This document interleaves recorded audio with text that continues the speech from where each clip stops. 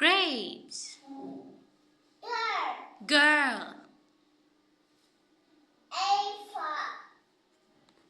A ဟုတ်လို့လား B not that B B for no it's you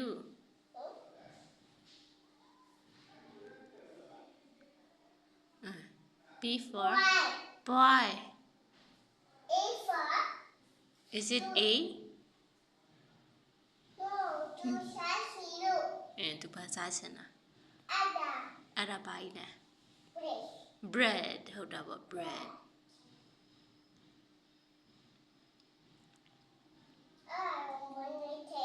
cake ဟုတ်တယ်တင်ပြောင်းလေးစားတယ်မဆိုမမအင်္ဂလိပ်စာပြောပြမယ်ပြောပါအောင်ဟုတ်ကဲ့အဲ့ဒါ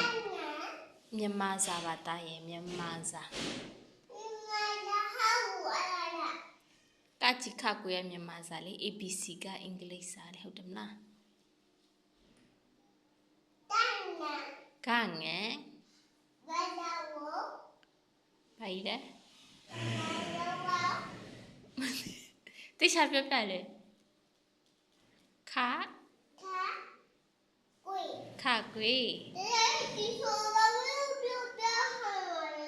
တိကျပြောပြလေတိကျလည်းမပြောပြဘူးဒီចောင်းသားဘယ်လိုလိုက်ဆိုရမှာ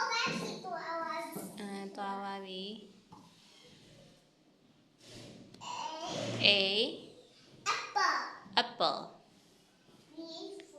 B for koala